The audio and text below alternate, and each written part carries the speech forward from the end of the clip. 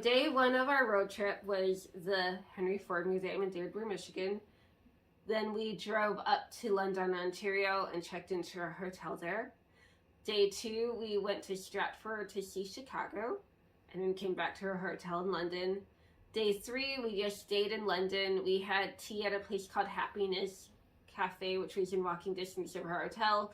We had sandwiches, really delicious dessert.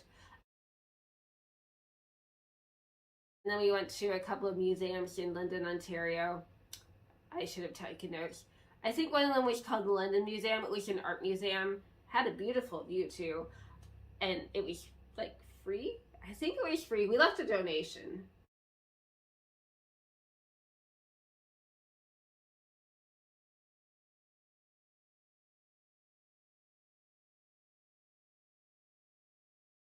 Then we went to a nearby historic home.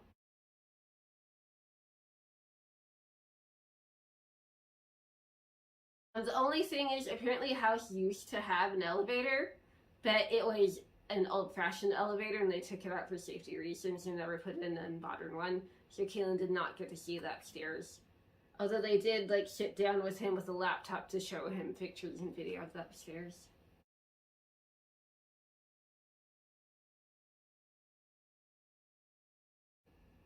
Yeah, they did what they could to help me experience the home in the rooms that I couldn't see.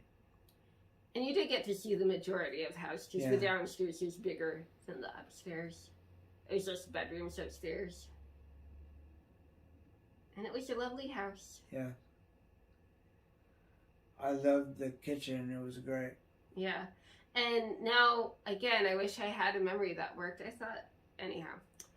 They had an early form of music playing where you had like big giant discs, almost like the kind of disc you would have in a music box, but full scale. And they did go ahead and play one of them for us, so that was cool too. Also came.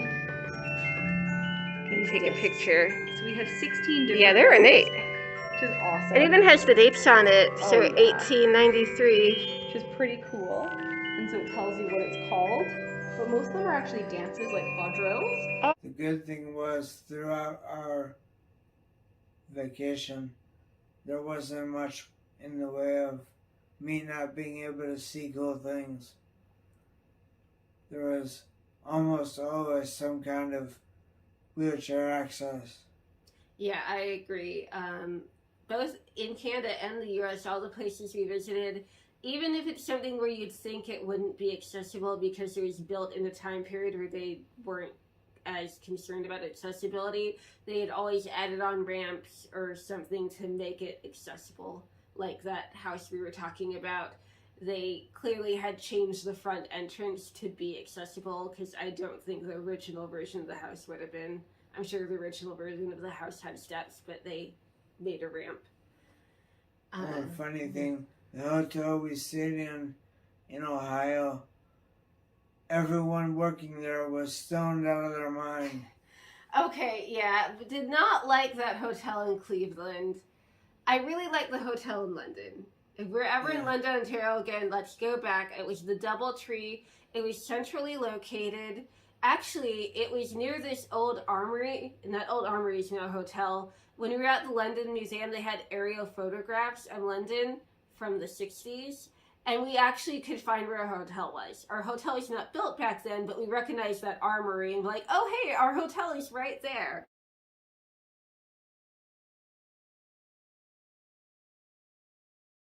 And that neighborhood was fun. Like, we had cool shops and restaurants. There was that vegan restaurant we got takeout from the night before. Yeah. So, and they had free parking, which I did not expect. I thought they were going to charge because they had like a parking garage, but we got to park for free. They were really nice. And I liked the room because it had the bar on to the right of the toilet, so that made it easy for you to use it. It had a good walk-in shower. There was easy to use. Yeah, definitely recommend that hotel. And somehow that hotel is not any more expensive than the other hotels we stayed at, but it was definitely a nicer hotel. That might just be an exchange rate thing. Maybe I think the US dollar was Yeah. strong against the Canadian dollar at that time period. Because it seemed like, shouldn't this hotel cost more than that crummy hotel we stayed at in Cleveland? But it didn't. After our day in London, we then drove to Niagara, the Canada side. We checked into our hotel that night, and then the next day drove down to see the falls, where we discovered there is no free parking. Turns out the cheapest parking is at Skylon Tower. They have like an far off lot that's only $10, which we tried to park in, but their kiosks weren't working well, and I got tired of fighting it. So then we went to their main lot, which was $15, but then I could just pay a guy and not fight a kiosk. Plus, it was less walking and things. And by that time, we needed the bathroom, and the Skylon Tower had bathrooms. So it's like, let's just park by the Skylon Tower. It will have bathrooms. It actually had really good bathrooms. Like, I think Canada, I don't know if it's just the places we visited or Canada in general, but I was really happy with their accessible bathrooms. The only thing about Skyline Tower, I don't know if you remember this, Kaylin.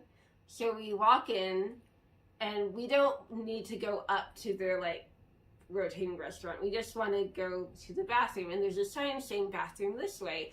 And it has the symbol for, like, man, woman, and the wheelchair symbol, so we know it has accessible bathrooms. We follow it. And again, there's a wheelchair symbol on that. And it takes us to escalators, which obviously doesn't work when you're in a wheelchair. And we're like, why would it say wheelchairs go this way? So then we talked to the people at the front desk, the ones who sell the tickets to go up the elevators to the rotating restaurant where you get a view of the falls and things. And we're like, we just need the bathroom, but obviously can't do the escalator. And they're like, oh yeah, you do have to take the elevator. And it's actually the same elevator that people have to pay $17 to take a ticket up to, like, the viewing deck.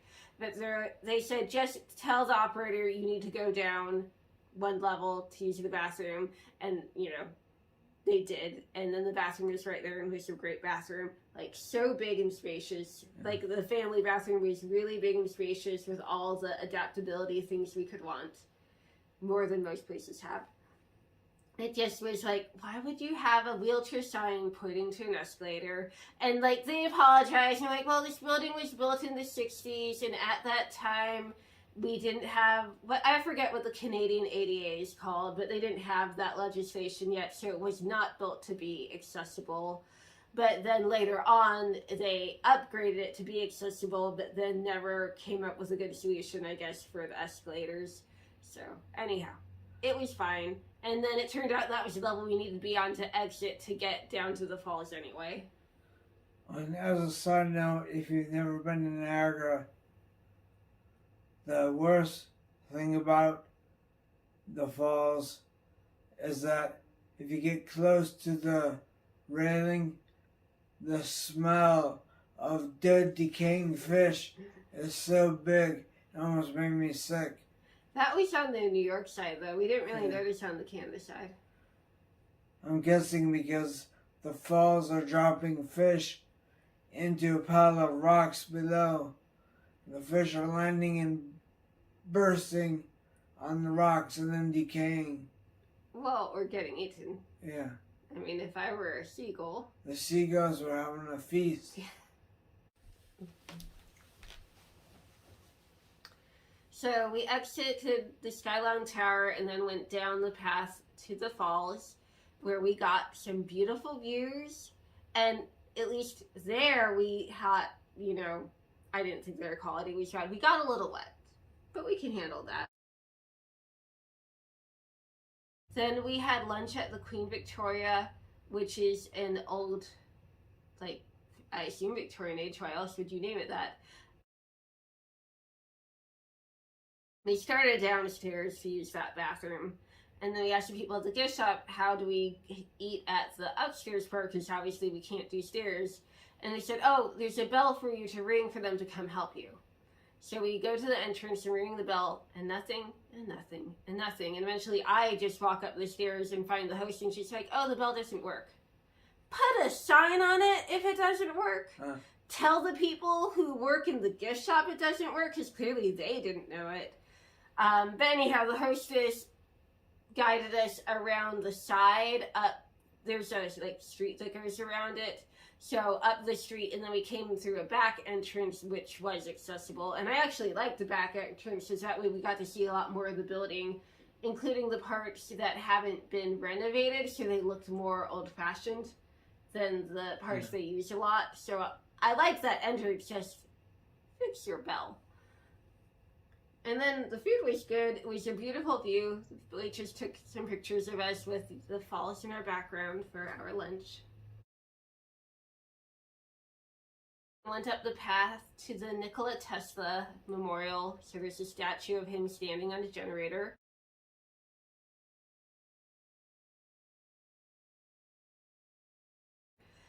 And when I saw that, I'm like, this is so cool.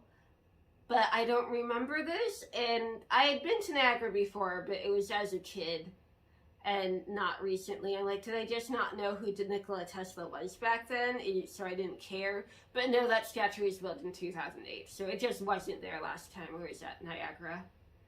But nice to give him attention for his contributions to using the falls to generate electricity. And then we continued up that path, and now I'm trying to remember the name of the visitor center up there. Table Rock? I don't know. I believe it's Table Rock. There's some kind of visitor center there. So we went into that, and it had the journey behind the falls, which Kaylin didn't want us to do. That was cool. I had done it before, so I knew. I'm like, sure, we can do it. I wouldn't mind doing it again. But like, Kaylin really wanted to do it because he'd never been there. The Behind the Falls tour takes you through the tunnels that take you to where the electricity generators are at, and 2 different points where you're behind the actual falling water. It's freezing cold. It And wet. over there. So wet. Wet, yeah.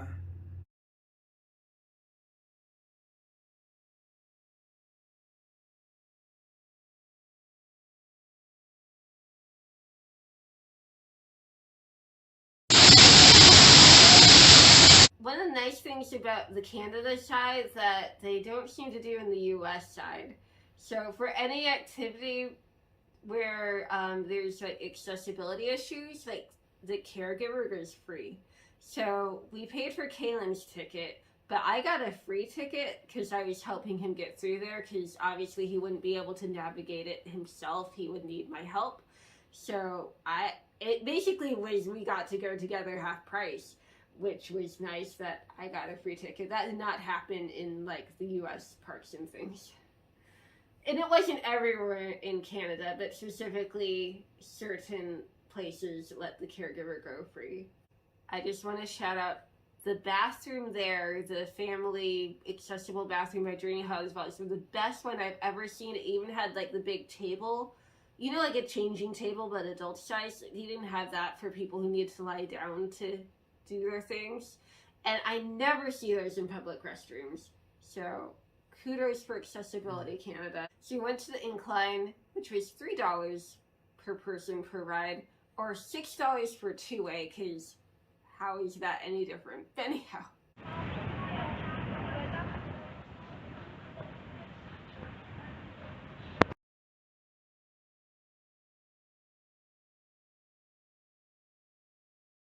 We took the incline up the hill to where there's like tourist trap things or hotels and casinos and whatnot. And we don't like gambling, and we already had a hotel elsewhere where things were cheaper. So we didn't actually stop in any of those. We just walked down the hill and then stopped at the Margaritaville to have our light dinner. I have a collection of Margaritavilles that I've visited that added one more to it. Makes it 1, 2, 3, 4, 5, 6, 8 different Margaritavilles across the world that I've been in. Now in 3 countries. Yeah. Because we've been to one in Mexico, now one in Canada, and a bunch in the US.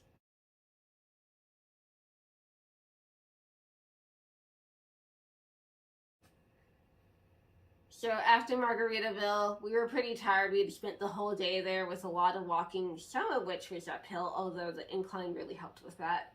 So then we went back to the car, and oh no, I remember what happened. So we did lots and lots of walking, and by we, I mean me, because you were rolling. I broke my sandal. Yeah. I think it's that I was actually broke my sandal on the way back to the car from the Margaritaville. Like, the sandal did fine, you know, hills this way, hills that way, great distances of water, cool. But just going from Margaritaville to the parking lot, which was more flat, no water, that's when my sandal broke. Which, I mean, I can be thankful that it lasted the whole day, but now my sandal is broken, and I wanted to wear it for the rest of the trip. So, I had to go shoe shopping. Oh, darn, you had to shop for shoes. Love shoe shopping. But Kaylin was kind of tired from the day, so our compromise was he just got to stay in the car while I went shoe shopping. So I used Google Maps to find a shoe shop, and yeah, we went there. Kaylin listened to his audiobook in the car while I went in and got new sandals, which unsurprisingly are a lot like the old sandals, because that was the style I really like, and it's really comfortable and it's good for walking. Then the next day we wanted to experience a couple more things on the Canada side, which were the botanical gardens, including the butterfly house. So we got to go see the butterflies, and then we walked around some of the other parts of botanical gardens. That section is near a dam, so then we drove by the dam and then saw the flower clock, which is a clock where they put giant clock where they put flowers in different patterns every year on the face. I'll have to put in pictures so you can understand what I mean. They do a different pattern of flowers every year, and they actually had the back of the building open so I could go and see the clock mechanism. So yay for They're tiny. yeah. I wonder if this is like a mating thing, because they are getting quite close to each other. They're too young to mate. I mean, they're butterflies, not caterpillars, so they're old enough to mate.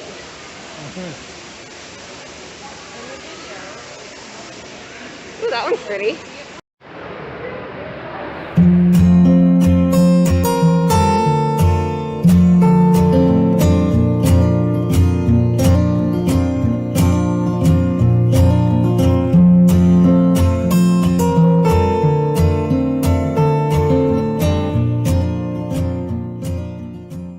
What was the name of that little redneck mini mall we went to on the Illinois side? That's actually where we bought my shirt, your that's jacket. where this came from. And I forget its name because our hotel had a brochure for it, but then when we got there, it had a different name. So clearly something had changed. But it was something silly, like Big Moose Lodge, something silly and Canadian like that. But what was fun is they had like that barrel for us to take pictures in to pretend we're going over the falls in a barrel. Yeah. I don't think of Canadians being redneck, but I guess they are. And then we went to the duty free and got our alcohol duty free, and then across the border over the Rainbow Bridge,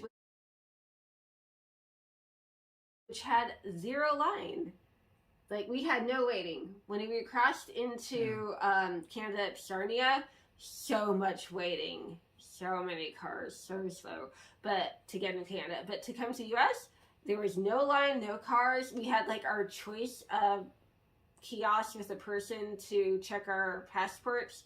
And like, it was so easy. We didn't even have to show our vaccine cards or nothing that like the Canada side cared about. They just, looked at our passports, asked us what we were bringing in. We told them we bought alcohol at the duty free. It was only like 2 bottles. So they're like, okay, cool, you're done. Easy border crossing. So that was nice. And then we got to experience the New York side, which included Goat Island. Oh, yeah. Which sadly has had no goats. in like 300 years. Huh. And, okay, so the way Goat Island got its name is someone tried to have goats there, but it turned out goats can't really handle the winter around there, and so there are no goats there anymore, but they kept the name. But anyhow, it's a good spot to view the falls if you're on the US side, but as Kaylin mentioned before, it's a little smellier than the Canada side. I don't know why, but yeah, there is the fish smell. It was also a hotter day, so maybe that's why. It was a hotter day. Yeah. Like, we were definitely hot. The sun was beating down pretty hard, so. Yeah. So they have a bus system. They call them trolleys, but they're really buses. Anyhow, you can get a ticket to like take it all day on and off as much as you like for like $3 each. And for that, they take you around and show you the different parts of the island. They actually go to the mainland for one stop, and then back to where they start, and it's like a tour bus. They tell you about the things you're seeing out the windows.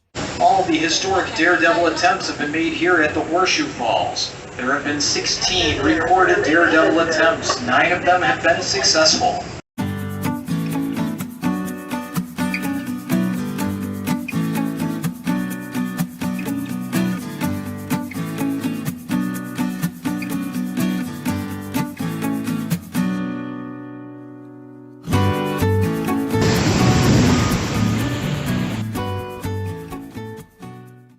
We finished the day in New York and then drove to Cleveland, checked into the hotel, hated that hotel. Huh.